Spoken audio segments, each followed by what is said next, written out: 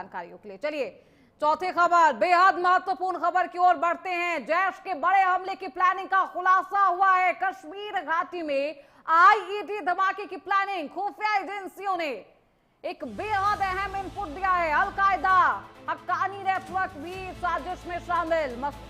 मसूद अजहर, रऊफ असगर कर रहे थे प्लानिंग और इलाके में सुरक्षा बलों की तलाशी है।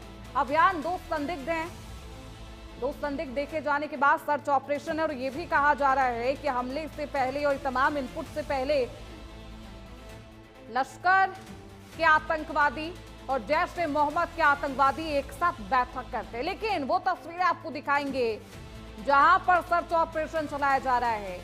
ये कहा जा रहा है कि दो संदिग्ध यहां पर छिपे हो सकते हैं और दो संदिग्ध को गिरफ्तार करने के लिए ये सर्च ऑपरेशन है। कश्मीर घाटी में लगातार सुरक्षा बल और तमाम सुरक्षा एजेंसियां हाई अलर्ट पर है।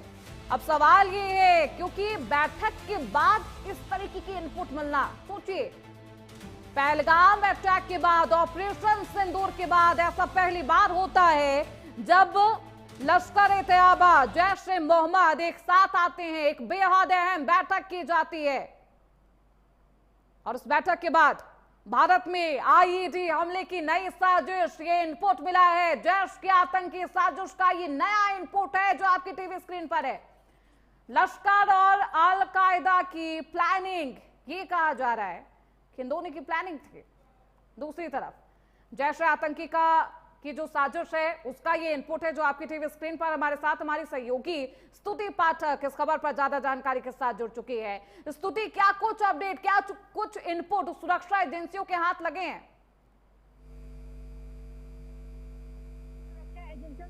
इनपुट लगाया कि बड़े हमले की जो तैयारी की जा रही थी उसके बाद में सर्च ऑपरेशन शुरू कर दिया। क्योंकि अगर बात करें, पहले पहलगाम हमला हुआ और 26 जनवरी अभी आने वाली है और ऐसे में जो एजेंसियां बिल्कुल पूरी तरह से मुस्तैद हो गई, क्योंकि उनको ये लगा कि जैसे मोहम्मद की तरफ से ये बड़े हमले की प्लानिंग करी जा रही थी और ऐसे में लश्कर-ए-तैयबा भी उनके साथ मौजूद है।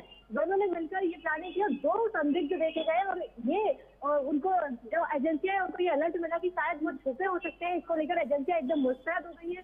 पूरा सर्च ऑपरेशन जो है वो तेजी से शुरू कर दिया गया कि जिससे कि कोई बड़ी घटना को अंजाम ना मिले, किसी बड़े हमले को अंजाम ना दिया जाए। इसी को भी एजेंसियां पहले से ही अलर्ट मोड पर थी। अगर कोई ऐसी संदिग्ध गतिविधि पाई जाती है तो ऐसे में एजेंसियां जो होती है अलर्ट हो जाती है और जिस तरह से और दो संदिग्ध देखे गए उसके बाद एजेंसियां पूरी तरह से जांच में जुट गई हैं। बिल्कुल, इस पूरे मामले पर यह भी इनपुट है कि ये कहा जा रहा है कि मसूद अजहर इस पूरे मामले का मास्टरमाइंड है। हालांकि आगे क्या कुछ खुलासे होंगे देखना बेहद महत्वपूर्ण। एक बैठक होती है, उस बैठक के बाद ये इनपुट मिल रही है सुरक्षा एजेंसियों को। बहुत शुक्रिया स्तुति पाठक आपका इन तमाम जानकारी